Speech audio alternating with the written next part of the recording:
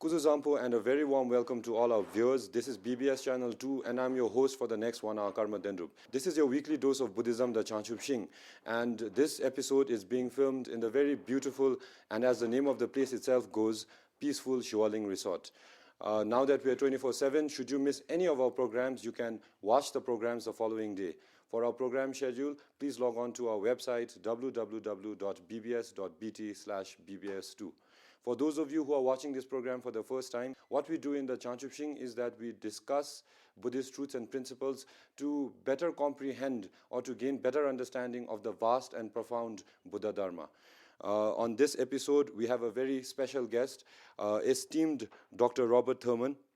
And without wasting any more time, let us step one step closer to the wisdom that was achieved under a Jangchub Shing by Prince Siddhartha with Doctor's penetrating authority and guidance. Welcome to our show, Doctor. Well, thank you. Nice to be here with you, Kamadandula. Las. Under the Bodhi tree. Las. Las. Doctor, today the topic in discussion is going to be meditation. Yes. But before we get into how to meditate, if Doctor would be so kind as to share with us, although there is no such thing as a short answer, if Doctor could briefly describe to us what is meditation. Yes, well, meditation is like a complicated thing. First of all, there are many words for meditation in the many different languages, Tibetan, Sanskrit, and English, that we're dealing with. Meditation in English is not really clearly fit with the word gomba or the word bhavana in Sanskrit. The word bhavana in Sanskrit, which is the original word, is comes from the verb to be, bhu and bhava, So bhavana means to make something exist in a way, to realize something. Meditation in English is a little bit sort of like to think about something, actually. For example, Descartes' famous philosophical work was called Meditations. So in other words, a discursive writing thing and so on. So it's a little, just to think about something, in other words, whereas bhavana in Sanskrit and kom in Tibetan, gom relates to kom, which means to become accustomed to something, to familiarize with something, and to make it come into being. So I think really what it actually is it's a way of systematically thinking about something in such a way as to change your personality, to change your being and change your way of being, something like that. I think that's really what bhavana means, what gomba, bao sagatagana or gomba sagomba means. And whether the English word meditation or concentration or trance or whatever, all the different words, exactly what corresponds, we're still not sure after half a century of translating. Basically, if we take meditation to mean gomba in Tibetan or dzongkha and the bhavana in Sanskrit, then we can say there are two kinds. And one is what they call chittasya ekagrita, or semgi zechikpa, one-pointedness of mind. So that kind of meditation, or shamatha, sometimes we say, shine, meaning abiding peacefully. And what that is just developing an ability to hold your mind on a particular point. It could be on an object, like an image of the Buddha. It could be on a dot painted on a wall. It could be on a something like you're breathing, without moving, so that you don't think any other thing and you have a real concentration. So that's really concentration, you could say. And samadhi, the word samadhi in Sanskrit, which is almost an English word now, is more or less means that one-pointed mind. And that's one-pointed mind on no matter what topic. It doesn't matter. It could be on anything. So actually you could have a negative one-pointed mind. If you were a killer, a murderer, and your mind was one-pointed on killing your victim, then you're meditating on killing that victim, actually, in concentrating on that and not thinking of anything else. So that's a negative sort of concentration, Or if you're concentrating on ultimate reality, emptiness or something, then that's a positive thing, or compassion, that's a positive thing. So that's one type, is shamatha, one-pointed meditation. Or then the other type is called jegom in dzongkha, and this is vicharana bhavana, which means analytic meditation. And that kind of meditation is sort of discursive. It's like has thinking going with it. It's seeking to analyze something, to criticize, to see the deeper nature of something, to take it apart, to look for the causes, look for the parts of it. And that's vipassana. That's called vipassana or laktong meditation. And that meditation is the most important type in Buddhism. All religions and even all kinds of educational systems have one-pointed meditation. In other words, getting people to think only on one thing. But Buddhism particularly focuses on analyzing meditation based on what I have said in other programs, where the main goal in Buddhism is to understand the nature of reality, and therefore you look at things the way in which you see them, and you try to analyze them to get a deeper vision and to a more overall vision, a holistic vision where you see all sides of something. And in fact, when you really try to analyze things, what happens is they tend to dissolve under analysis. That is, when you take them apart, all the parts keep coming apart, and even the atoms come apart. Actually, modern science has discovered, as well as Buddha discovered long before, and therefore you're left with an open possibility or emptiness. And because no one piece remains like an absolute piece that resists analysis. So that analytic meditation is the most important type, vipassana type of meditation. But the ultimate meditative, in order to attain enlightenment, full realization of the nature of reality, you have to have the aim of the ultimate reality or emptiness, and you have to combine your critical thinking with one-pointed concentration. And so you have to unify those two, shilak, sungdel they call it, the combination or coordination of one-pointedness and transcendent insight or analytic insight, so that you really reach the depth of the nature of reality, the gambira, the sabha. You reach to the depth of things, and that way you break through to the realization of selflessness or the nature of reality. So those are the basic things. And then, however, when we begin to meditate, like an ordinary person like myself, there are some very preliminary and basic types of mindfulness meditation, which are called Demba, or Jesu Demba, the focusing of the mind on some particular thing and trying to hold one's awareness on that mind, which has a little bit combination of shamatha and vipassana elements, of analytic and one-pointed elements. And that's a very good place to begin. Doctor, as this program is actually, although it's meant for the whole Bhutanese population, yes, it's specifically targeted for the youth. So, and our youth with the television and with the internet yes, is turning more and more towards the West. yes. But I take it that in the West, for example, Doctor yourself being from there, yes, there is meditation is gaining in popularity. I have a little bit radical view of it, and that is one thing I would like to say about it is that actually all of us are meditating all the time. One thing I think is helpful to people who think of meditation as some sort of a big deal, who you have to go and you have to sit and you have to go like, and you have to act all like, do some artificial strange thing, and then they think, I'm so busy I can't do that, and then they don't do it. And what they are not realizing is that we all meditate all the time, in a certain sense. In other words, thoughts are running through our mind. We are worrying about our income. We are worrying about our relationship. We are worrying about our health. We are worrying about the government. And now it's election season. We are worrying about the candidate. In other words, then we watch television as meditating. You watch the television, and whatever people are saying on there that goes in your mind, then there's a commercial, and then when you see the commercial, oh, I need a new car, then you start meditating on dissatisfaction. And then you see some news and somebody was terribly murdered or some car fell off a cliff, and then you feel frightened when you go out on the road, so you're meditating fear and anxiety. And so actually you're always meditating in the sense of there is a kind of meditation which is not just a quiet mind, but where something goes through the mind, and by going through the mind, it shapes the way you exist. So first of all, it's not a question of should I meditate or not.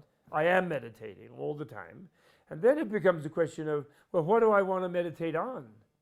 How do I want my existence to be shaped? Do I want really to sit? Does anybody want to sit and watch for 3 hours in a row car commercials? If you sat and watched car commercials for 3 hours in a row, you would end up where like you had to have a BMW. You couldn't live without it. You'd be ready to rob a bank to get a BMW because you'd feel so dissatisfied with any other mode of transportation. And you'd never want to walk again. You wouldn't want to bike. You'd have to have a BMW. So there's where you meditated on the dissatisfaction of any kind of car but such and such a car. So your being and your desires are shaped by that type of meditation. That's a negative way of being shaped. Do you follow me? Similarly, if you watch war movies or horror movies for 4, 5, 10 hours in a row, you would be terrified. If the slightest sound around you would be, oh, here comes the ghost. Here comes some terrible creature. You know, where's Drukmakunlik to protect me, right? So this is very important because it means that it is not a question of choosing to meditate or not. It's a question of trying to be more discriminating about what we allow to fill our mind. This is the great thing of having a clicker on television. When the commercial comes on, you can click off the sound. You know, when your children are watching and then some really disruptive thing comes, you can turn off the television with the clicker. And so when you learn what you really are doing, what the youth should really learn to do, actually what everyone should be educated to do, it's not a religious thing. They should learn to develop a kind of clicker for their own mind, which means they should learn to choose what they're putting in their mind. A remote control.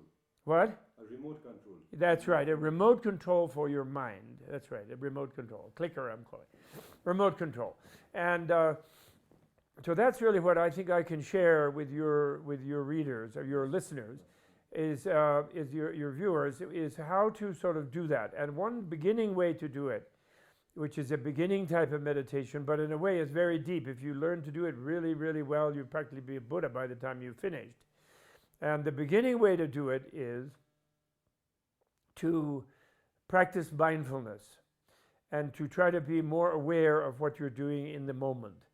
And the way that traditionally that is begun is what they call Satipatthana in Pali, or Smrti, Demba Nyewa Shakbe, Demba Nyewa Shakba in Dzongkha.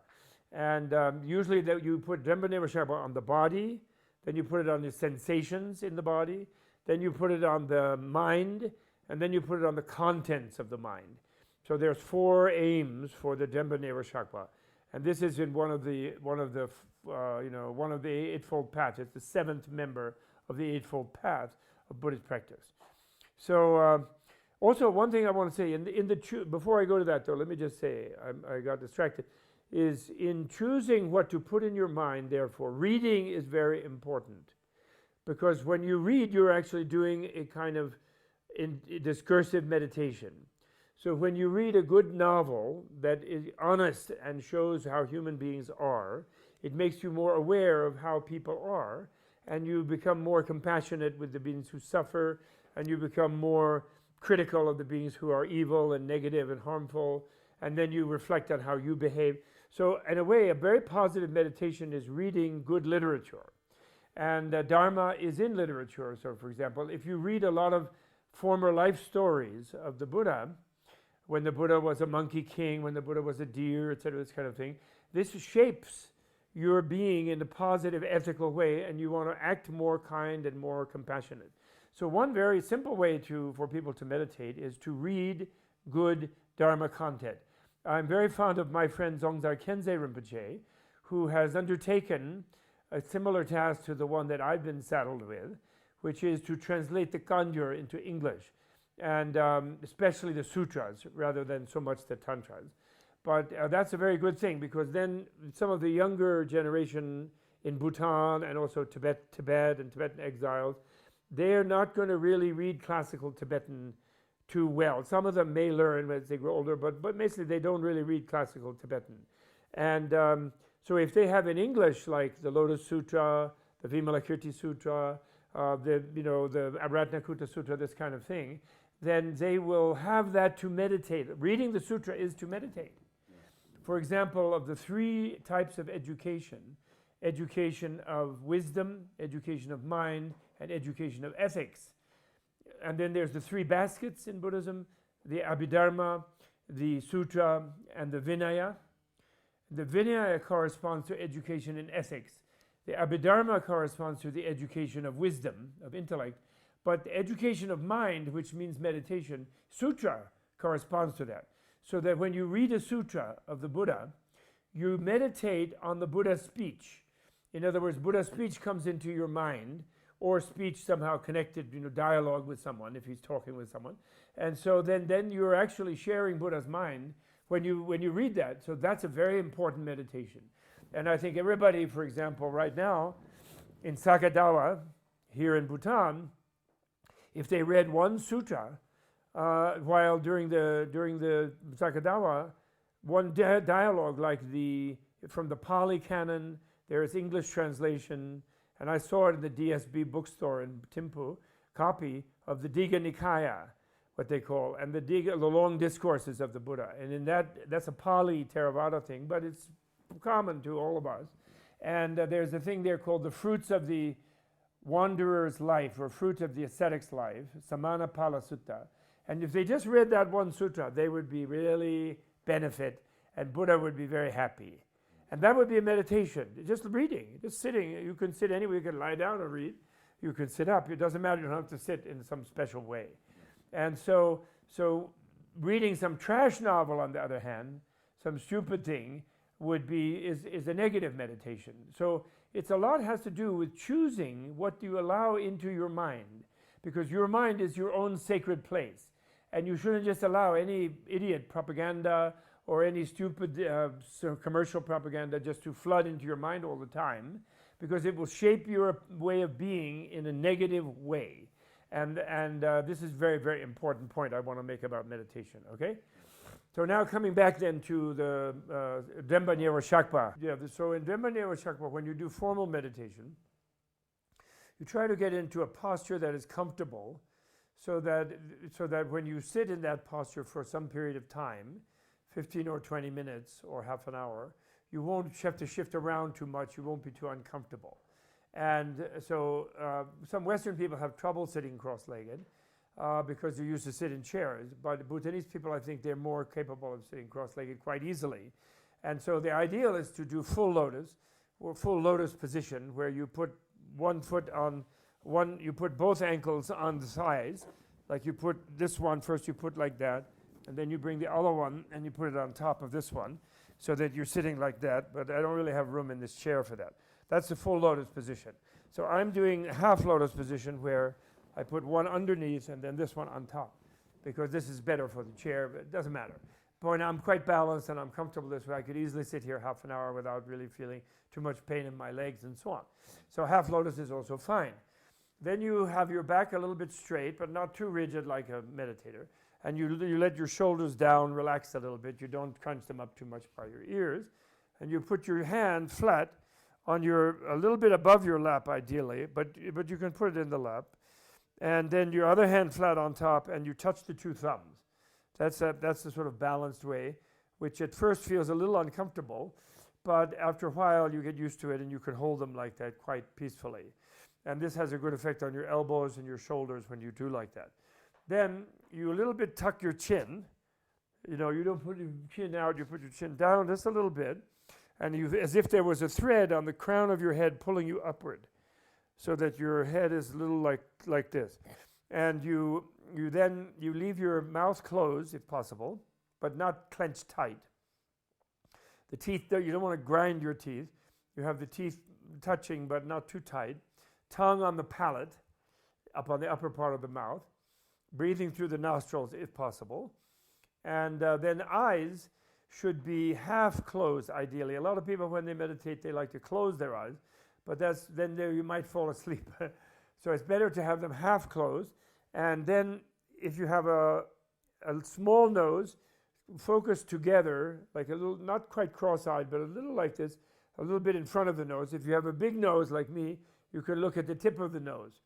And the idea is to make the visual field a little bit boring, so that you can withdraw your attention from, because we spend a lot of time when we're awake in our visual field, like as if we lived in our eyes, So you try to get it where your visual field is stabilized but boring, so you don't so you don't look around at things too much, and also when you don't close them so that you fantasize too much. You're right in between, half open, half closed is ideal. And then you breathe kind of in a relaxed way, and then when you do that, the usual way that you do is you count your breath. And every time, usually at the nostril, you notice the breath. Some people like to do it when the stomach moves, because when you breathe out, the stomach moves a little bit. But I think it's easier to think of when the breath goes out of the nostril. That's one. That's number one. So that one inhalation and exhalation counts as one. And then when you do that, you try to count to 10. And what you find when you try to count to 10, when you're doing, and this is part of focusing your mindfulness on the body, but you're doing it on the breathing of the body. And when you do that, what you find is that some thought will arise in your mind before you get to 3, actually, probably, usually. After 2 or something, you start hearing a thought in your mind like, why am I doing this? Like, am I doing it right? Or what's the purpose of this? This is a stupid thing.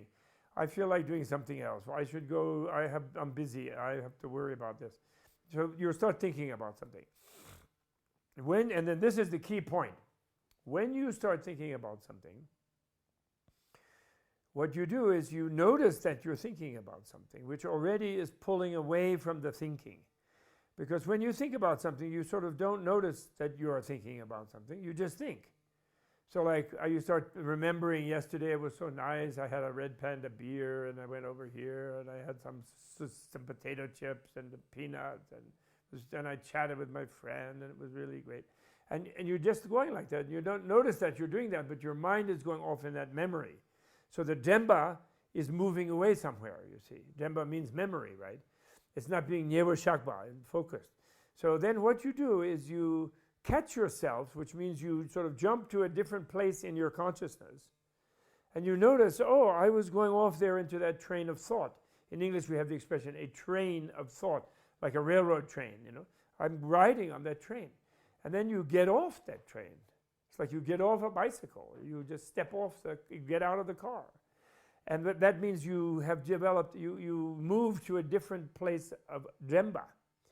You Dremba that you were Drembaing something that happened yesterday. You remember that something. So this is, you're bringing your memory, you're getting more control of your memory. And then when you do that, you might also suddenly think, well, it's so great, I stopped thinking about that other thing. And then you realize, I'm thinking about something, I'm not counting my breath. And then you get annoyed with yourself, oh, now I'm thinking about how I didn't think, and now I didn't count my breath, and I'm hopeless, And then you start having a thing like that in your mind.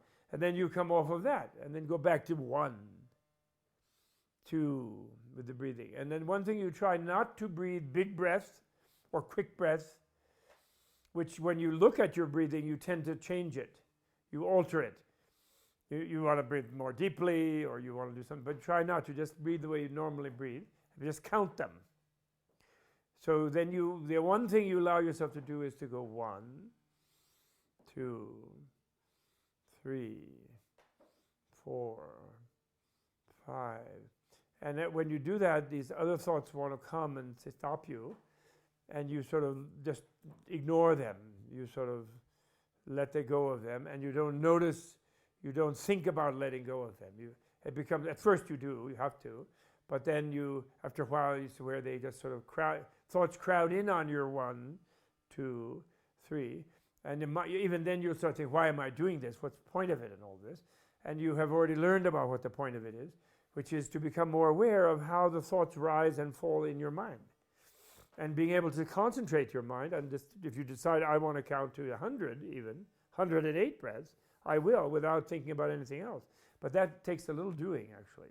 It's not easy to do that at first. After a while, it's quite easy. So that's a very, very powerful basic meditation that everyone can do. And in doing that is a very, very deep insight is given to us when we learn to do that, which is that we have more freedom in our mind to choose what we think about, rather than just have to be the victim of whatever happens to rise in the mind. You know, if you saw a movie yesterday, then, or you listened to some music, and you're sitting there, then the music will just come in your mind. And you sort of always got to go to the music. It's like you have an inner iPod that's like playing all the time, and you automatically listen to it. You can't hear anything else. And in a way, you can't really concentrate on what you're doing. You're always distracted. And this is in Bhutan, you have television now, and it probably is a problem for you. In the West, it's a huge problem for people. Some households have television on like 12, 15 hours a day. And then people come and they automatically look at the television. If they don't have it on, they think there's something missing in the house. And they don't always watch everything, but they sort of look all the time. It's always like they're like a person in the house. And then therefore they tend to be very distracted. Because television also distracts you. They only let you see a few minutes, then there's a commercial, then there's a news flash, then back you see some other whatever subject you're watching. And so it's the idea of being totally distracted, being a helpless victim of the television culture is actually a real danger for people, very unhealthy and very bad for children, actually. They become very hysterical. There's an epidemic in the West of something called ADD, which is some sort of attention deficit disorder, it's called. And I think a lot of it comes from watching television from being too young and mind being completely always distracted by some electronic stimulation, you know. And some people get where they can't even go for a walk without iPod, and they're having music on the iPod, and listen to the radio on the iPod, then they can run. So their mind is taken up with the iPod, rather than just running, you know, and not letting the mind distract, you know. So the antidote to all the kind of distractedness of the sense stimuli of modern culture, of electronic and technological culture, is to learn to do this Demba Nero Shakpa meditation. And it should be part of everyone's education. It is because then people would study much better when they're learning their math, or they're memorizing something, or they're reading a history book and then retaining the information in a history book to be able to pass a test. They'd have a much better concentration. I think people can measure themselves, for example. Everyone can give themselves a test. Right now, I won't grade them, because I can't get out of the TV to get after them. But just take any newspaper or a book with a little longer, like an essay, and start reading the essay. And then, have you ever had the experience where you were reading a page of a book and you suddenly realized you hadn't even noticed what was happening the last 2 or 3 pages?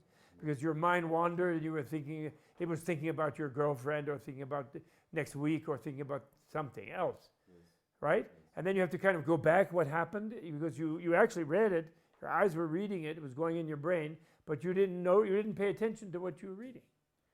And so a lot of people in studying in school, they have this problem that they don't retain what they learn.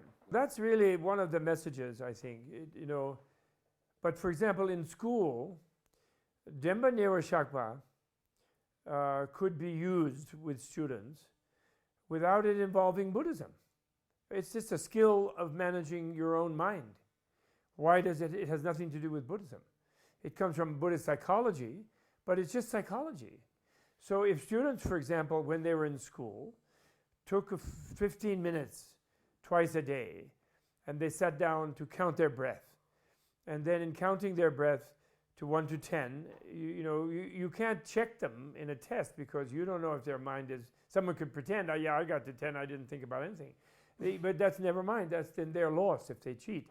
But the point is, they learn to count to 10 and learn how to watch their thinking, so as to move between, to create the remote control about their own mind, to move between different channels of thinking. And then if they got more good at it, by 4th grade, they could really concentrate. Then when they need to memorize something in a chemistry textbook, something in a multiplication table, division, long division or something, they would have more concentration on any topic that they do, because this would develop, it's like developing the muscle of concentration. And even when they come to archery, for example, they would be more concentrated as an archer. When they grow up and they drive car, they would be more concentrated on their driving and more aware of the road and more careful, and you'd have less auto accidents.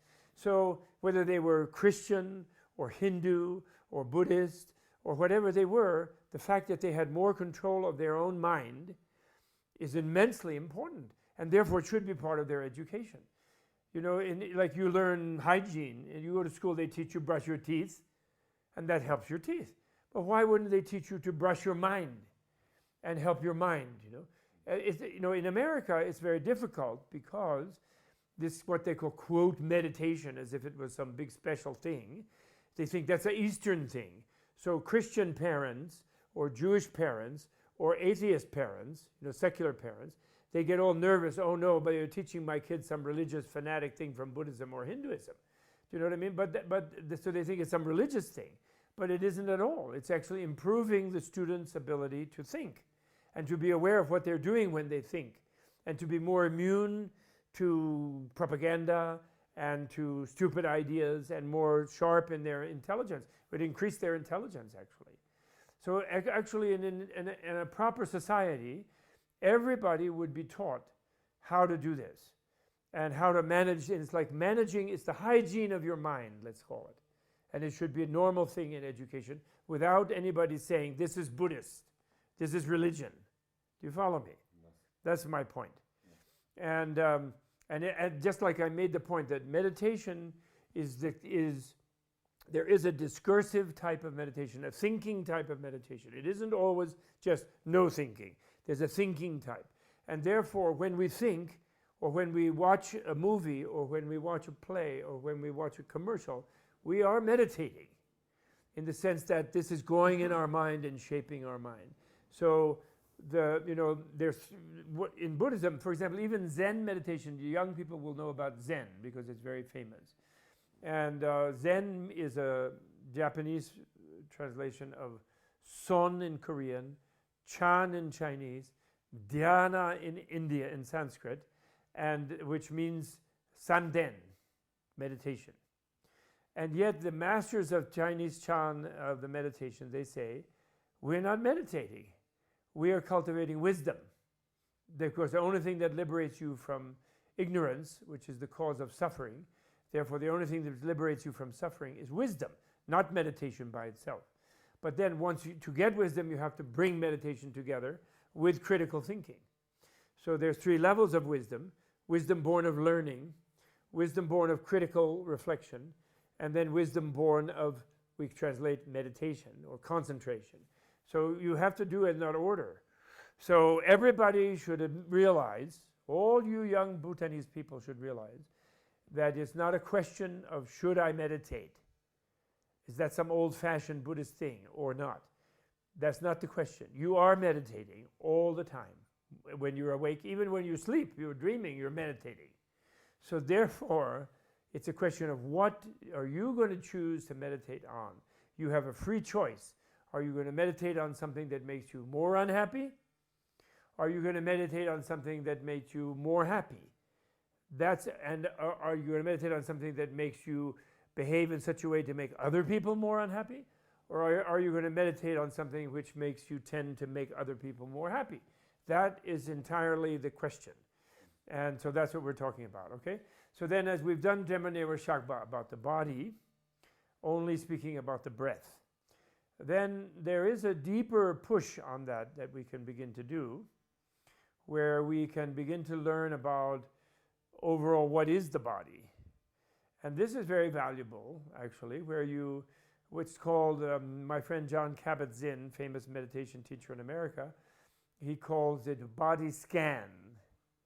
And so there what you do is you're meditating, you're no longer focusing on the breath, and what you begin to do is you focus on your feet and your toes and your muscles, and then your ankles, and then your calves, and then your knees, and then your thighs, and then your pelvis, and then your lower back and your buttock, and then your back and your spine and your stomach, and then you think about the intestine and the organs, and the liver and kidney and spleen and heart and lungs, and then you go the muscles and the arms, elbows and so forth, shoulders, and then you come up around your neck and your head and so forth, and you sort of inventory the whole body.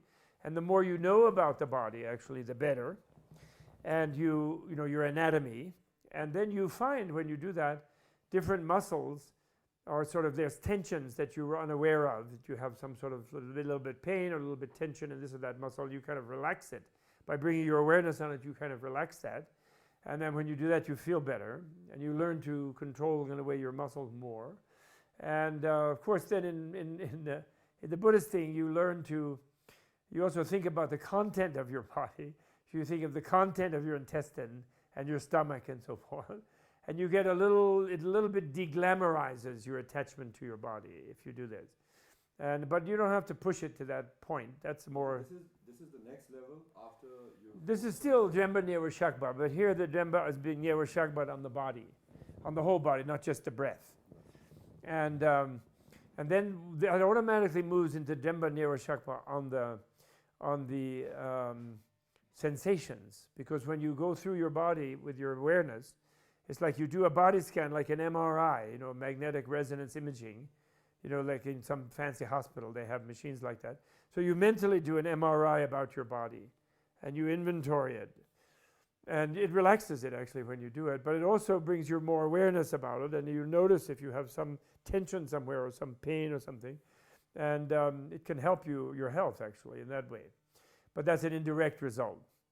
And then you go on the sensations, and you look at all of the sensations in your body. And then you move the focus of your mindfulness to your mind itself, which you automatically do when you try to concentrate on the breath. But now you look more carefully at the mind, and when you look more carefully at the mind, you see all the different functions in the mind, and you begin to look and see about that you have a visual consciousness. Then you can shift your mind to hearing the sounds around you. Then you can shift your mind to smelling.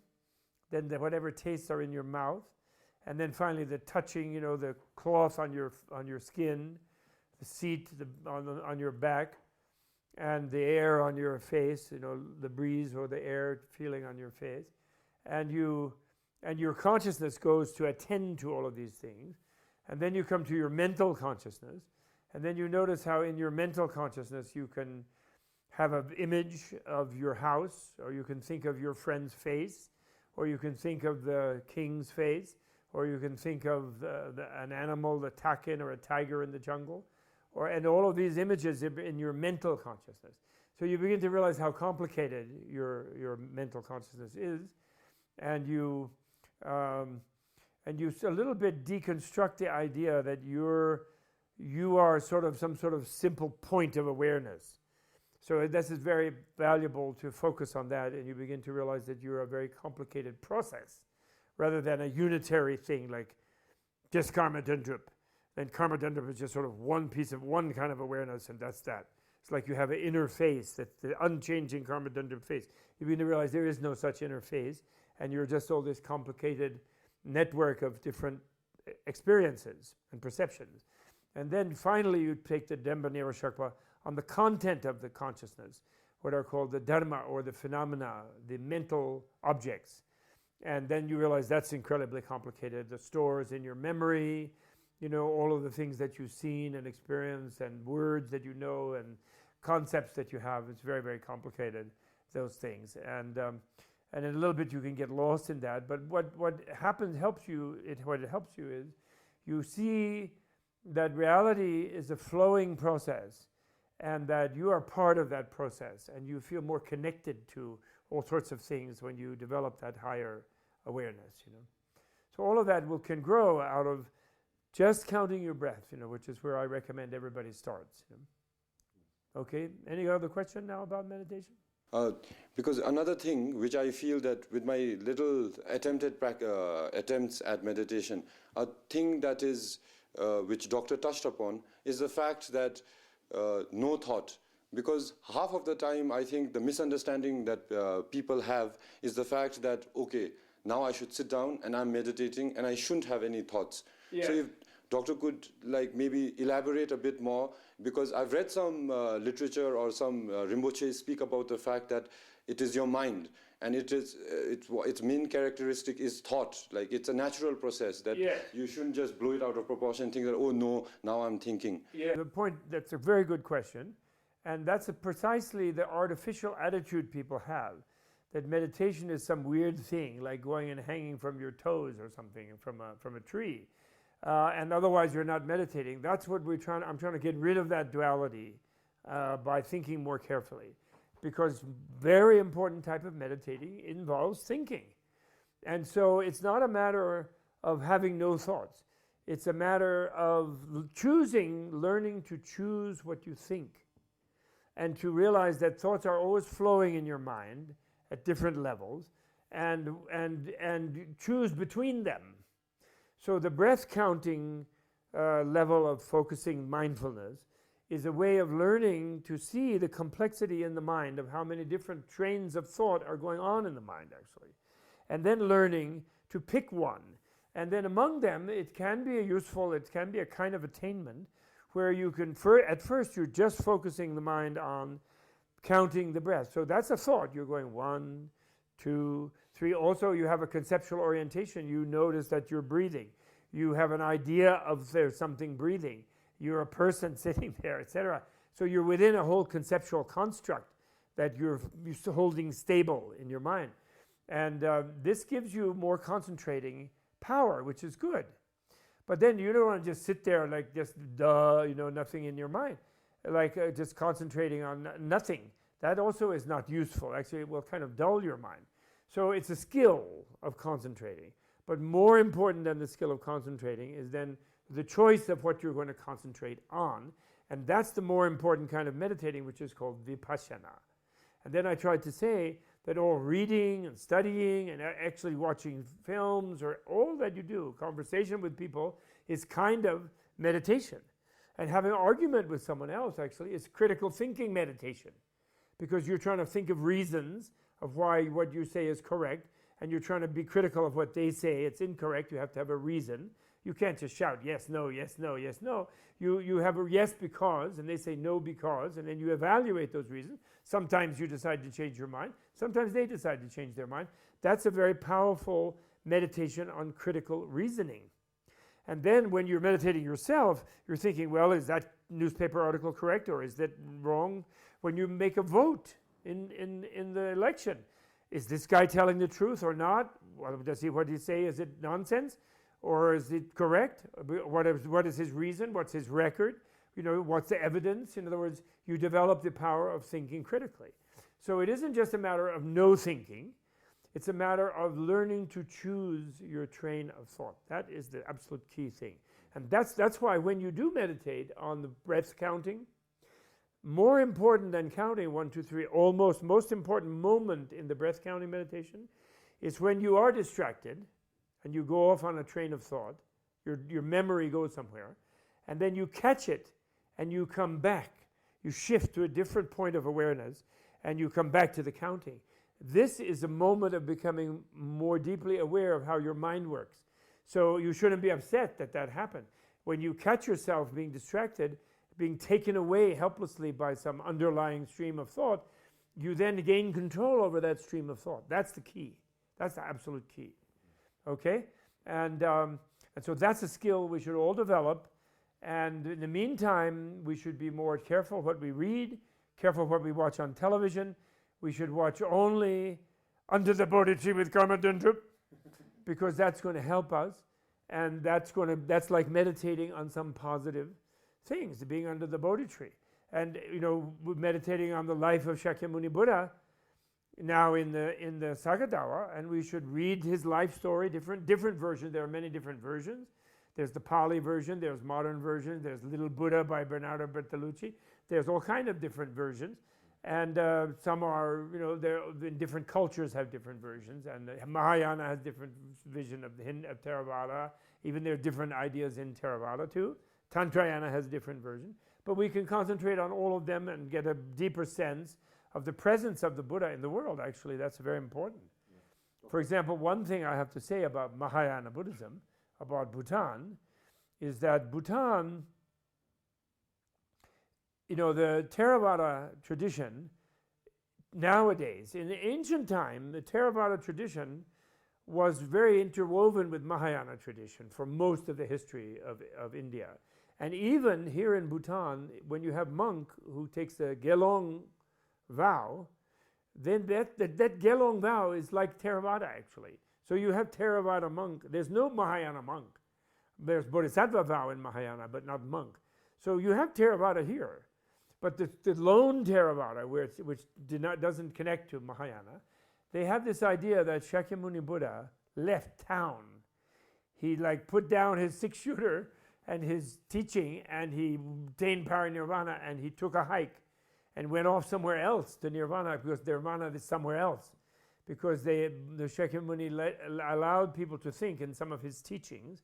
He always taught according to the need of the student. And some of the students, it was important for them to think that freedom from suffering was somewhere else, because they were too sensitive to suffering of life, and they would never believe that nirvana and samsara are non-dual. It's a matter of shifting your understanding, and then you can be happy in the middle of suffering even. And they couldn't believe that. So he let them think that nirvana was somewhere else. But then in a way, this is a little discouraging in their mentality, because then they feel, well, Buddha left, abandoned me. He went off to parinirvana, and well, I can still try to be a good monk, a good bhikshu.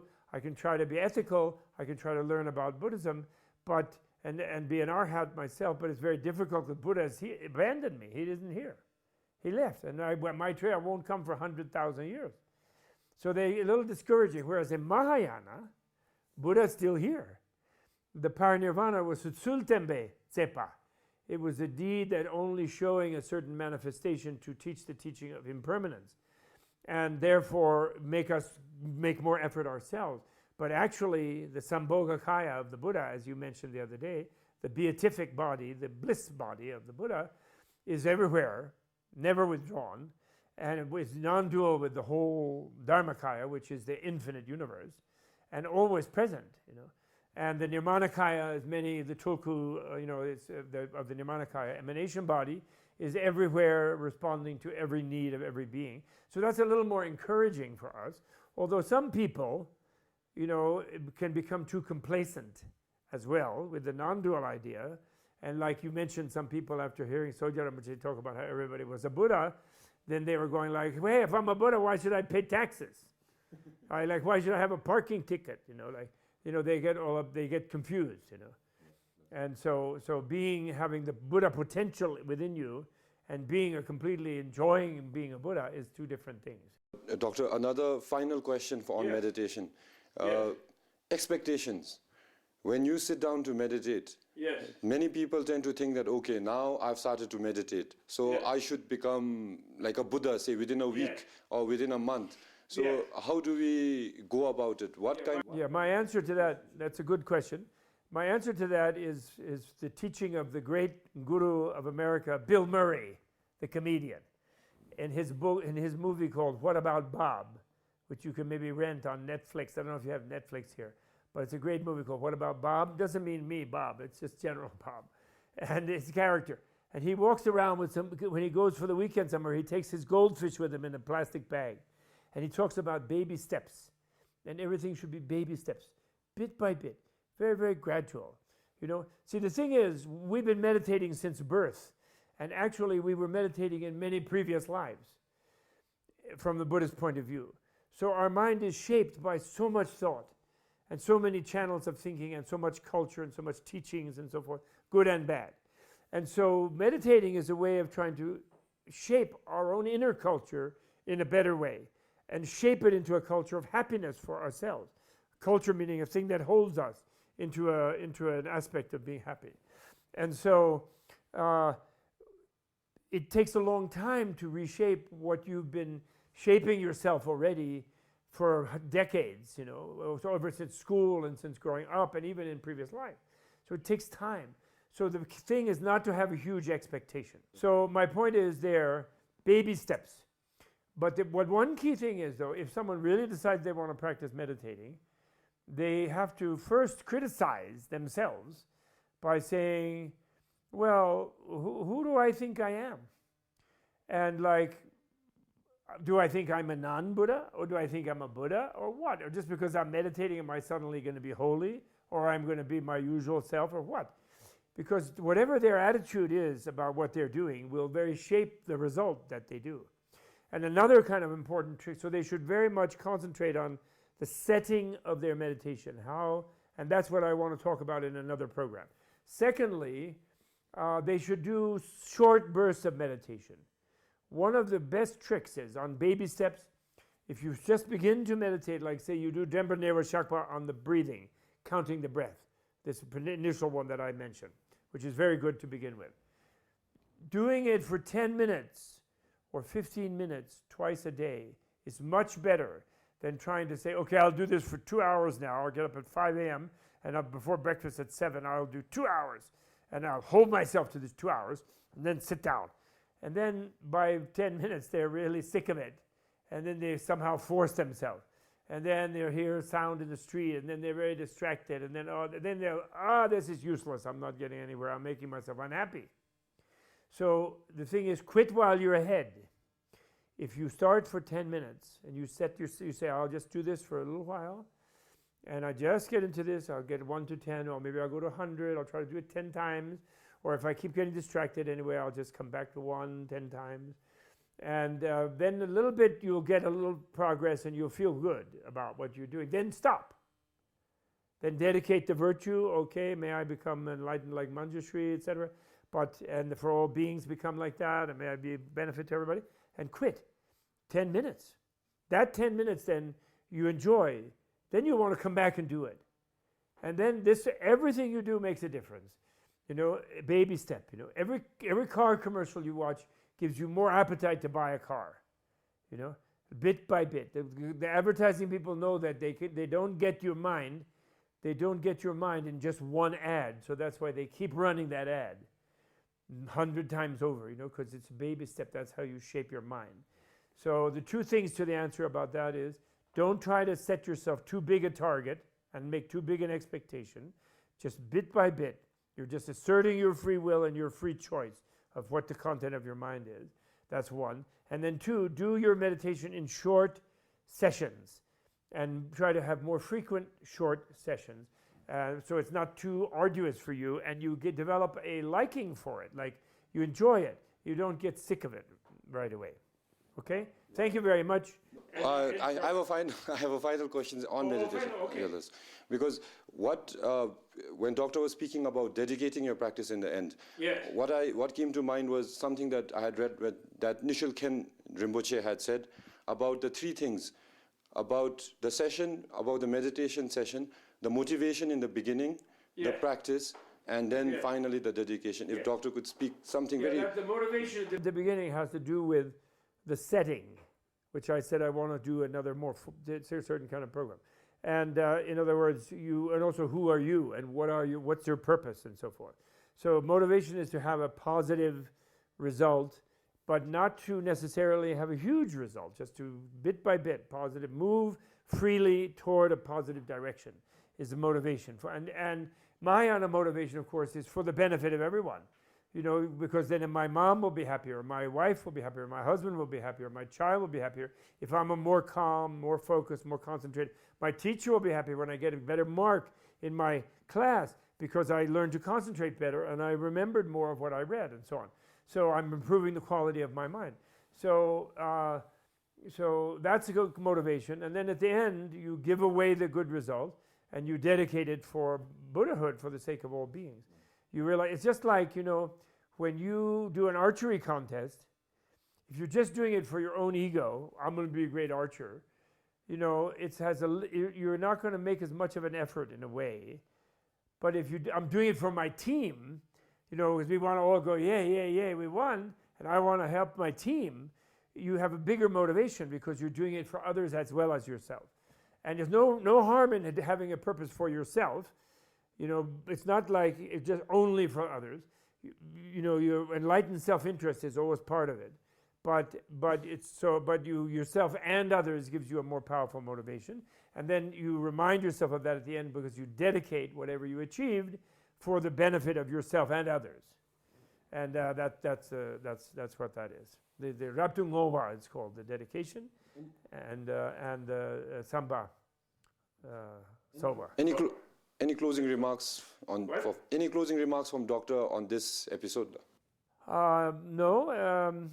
Enjoy your meditating. Just remind you, it's not a question of whether you're going to meditate or not. You are meditating right now. It's a question of what you're going to choose to meditate on, how you're going to choose that, and whether you're going to assert that you are a free agent to make a free choice or not, or just be the victim of whatever comes in your mind from within, from your past education, and from without, from your current brainwashing that's going on all the time around us. So that's the question, is are you going to be a free person? There's such a thing as a gross national happiness here in Bhutan. And then how do you contribute?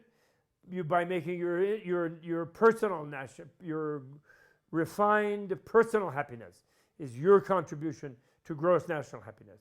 And that is where you take the opportunity of your freedom of mind to shape your mind toward being more happy. Okay? There you go. On that note, thank you, Karma Dundrup. On that note, personal happiness, your contribution to gross national happiness. That brings us to the end of this episode with Dr. Robert Thurman, with Chencho Wandi, who's handling the camera, and Tashipenjo, who's handling the sound. This is Karma Dendrup, your host, and leaving you, as always, with our Jangchub Shing slogan, analyze and realize. Thank you for watching.